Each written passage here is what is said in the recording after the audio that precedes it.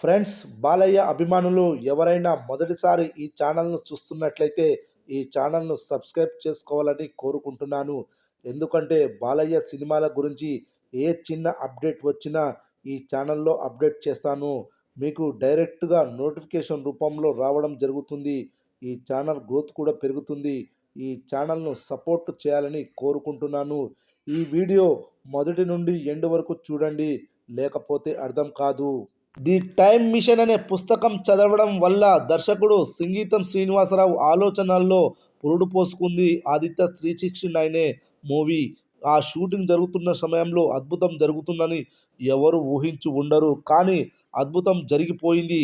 బాలకృష్ణ హీరోగా, మోహిని హీరోయిన్గా నటించిన ఈ సినిమా 34 ఏళ్ల క్రితం విడుదలై అఖండ విజయం సాధించింది. టైం ట్రావెల్, సైన్స్ ఫిక్షన్ జోనర్లో వచ్చిన ఈ సినిమా ఇప్పటి ప్రేక్షకులను కూడా అలరించేందుకు ముందుకొచ్చింది. భూత, భవిష్యత్, వర్తమాన కాలాల్లో జరిగే కథలో బాలకృష్ణ తన నట విశ్వరూపాన్ని ప్రదర్శించారు. ముఖ్యంగా శ్రీకృష్ణదేవరాయలు పాత్రలో బాలకృష్ణ నటన అబ్బురపరుస్తుంది.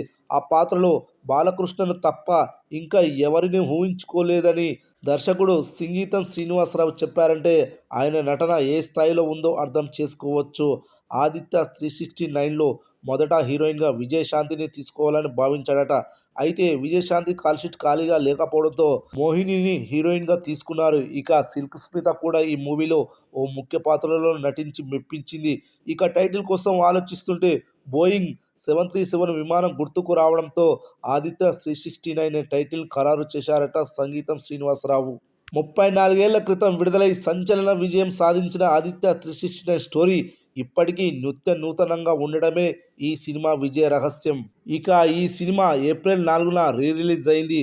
వసూళ్ల పరంగా కూడా భారీగానే ఆదరించారు అభిమానులు. మొదటి రోజు ఈ సినిమాకి 45 లక్షల గ్రాస్ వసూళ్లు వచ్చాయి. రెండవ రోజు అంతా డౌన్ ఫాల్ అవుతుందని భావించారు, కానీ రెండవ రోజు స్ట్రాంగ్ హోల్డ్ను కంటిన్యూ చేసింది. రెండవ రోజు ఈ సినిమా మంచి ఆక్యుపెన్సీలను నమోదు చేసింది. అభిమానులు భారీగానే హాజరయ్యారు. రెండవ రోజు ఈ సినిమా 23 లక్షల గ్రాస్ వసూలు చేసింది. మొదటి 2 రోజుల్లో ఈ సినిమా 68 లక్షల గ్రాస్ వసూలు చేసింది. మూడవ రోజు కూడా ఆదివారం కావడంతో మూడవ రోజు కూడా భారీగానే కలెక్షన్లు రానున్నాయి. మొత్తంగా ఫైనల్ రన్లో ₹1,00,00,000 గ్రాస్ వసూలు చేస్తుందని తెలుస్తుంది. చూడాలి మరి, 1,00,00,000 వరకు వచ్చి ఆగుతుందా లేదా అనేది.